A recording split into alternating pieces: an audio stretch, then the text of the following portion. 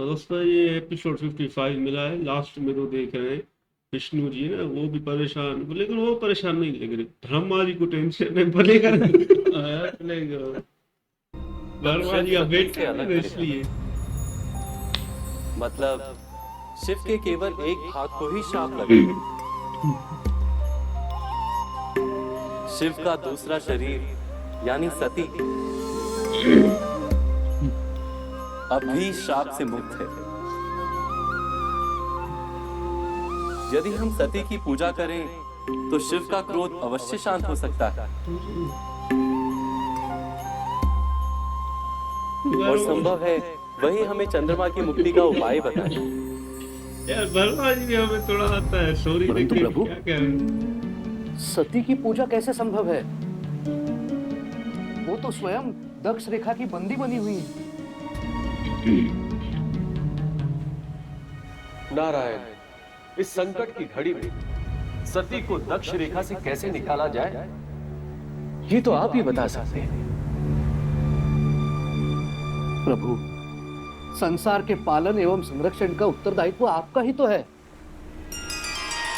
किंतु इस उत्तरदायित्व को पूरा करने के लिए सती का दक्ष रेखा को पार करना अनिवार्य है। आप ही इसको संभव कर सकते हैं प्रभु।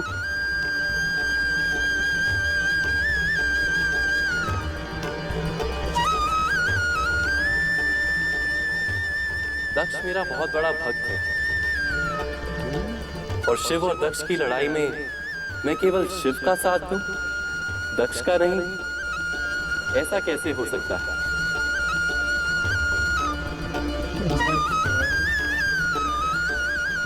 नहीं, मैं केवल दक्ष का ही साथ दूंगा। मैं उसे बताऊंगा इस युद्ध में जीतने का उपाय।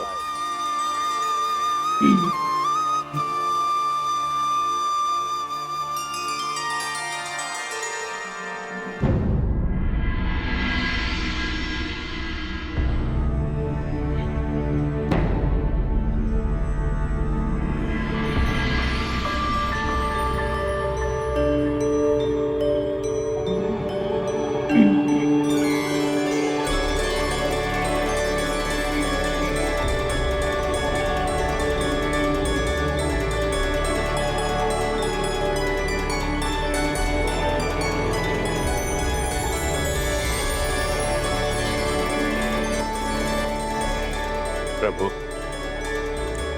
आपने अपने दर्शन देकर मुझे कृतार्थ कर दी। ये क्या किया दक्ष? चंद्रमा को श्राप। भूल गए कि ब्रह्मा ने तुम्हें संसार को संतुलित बनाए रखने के लिए शक्तियां दी थी, संतुलन बिगाड़ने के लिए नहीं। परंतु इस श्राप को वापस लेना भी तो मेरे हाथ में नहीं है प्रभु। तुम्हारी भूल को सुधारने के लिए ही तो मुझे यहाँ पर आना पड़ा दक्ष। तुम मेरे इतने बड़े भक्त जो हो, तुम्हें ये नहीं भूलना चाहिए था कि चंद्रमा कोई सामान्य व्यक्ति नहीं, वो नवग्रहों में से एक ग्रह है। चंद्रमा के ना रहने से संसार का चक्र टूट सकता है।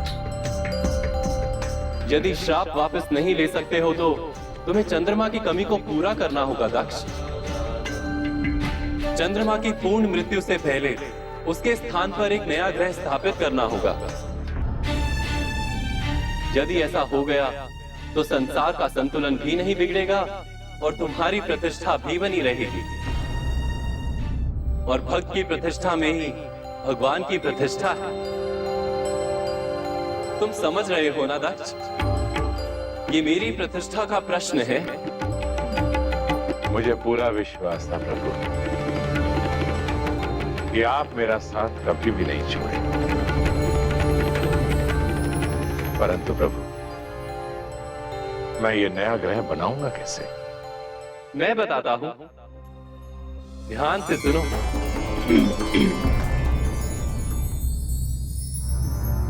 मैंने तो सुना था आप एक बेलपत्र पर भी खींचे चले आते हैं। कोई संकट में हो, किसी के साथ अन्याय हो रहा हो तो भी चले आते। फिर आज ये विलंब क्यों? आज मैं आपको अपने लिए नहीं, चंद्रमा के लिए बुला रही हूँ। उनके प्राणों की रक्षा करने के लिए बुला रही हूँ। अपने बहनों के सुहाग की रक्षा करने के लिए बुला रही हूँ।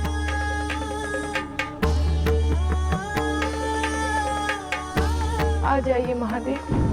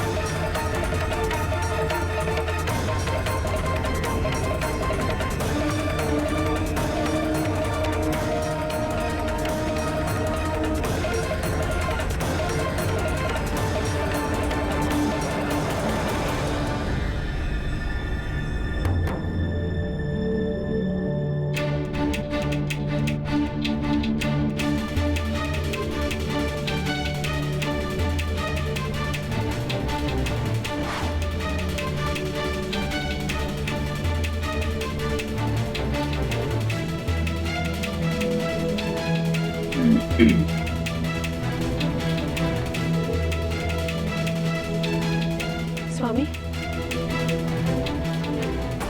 आप ये क्या कर रहे हैं स्वामी? सैनिक,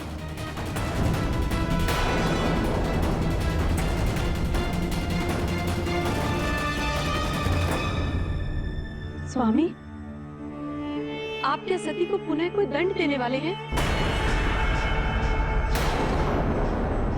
इस सैनिक तुम्हें सरस्वती नदी ले जाएंगे। तुम्हें मेरे एक अनुष्ठान के लिए वहां की मिट्टी लानी होगी।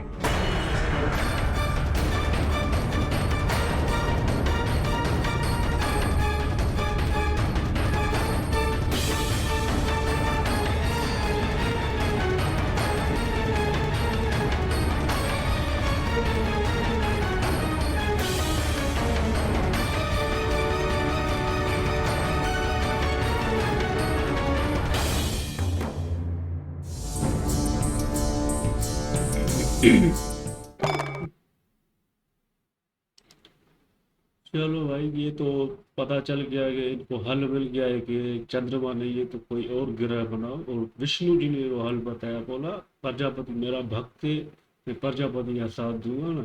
ये बड़ी बात है, क्योंकि शिव जी एक तरफ है, दूसरी तरफ प्रजापति है। तो विष्णु जी की ये बात हमें अच्छी लगी, कहा भक्त है मेरा, इसलिए मुझे साथ देना होगा। बाकी तो यार देख रहे हैं, प्रजापति भी खुश है, प्रभु आपने मेरा साथ दिया।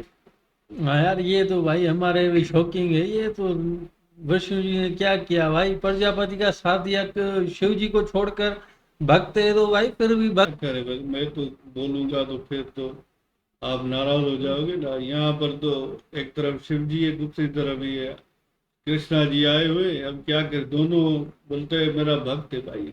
महाभारत में भी ऐसा ही हुआ था ना, महामहिम भीष्म को भी फंसाया था, यहाँ पर भी अधर्म हो रहा है। तो अभी कौन आएगा? अभी तो मैं कहूँगा तो नरसिम्हा आए तो इनको दंड दे अवश्य।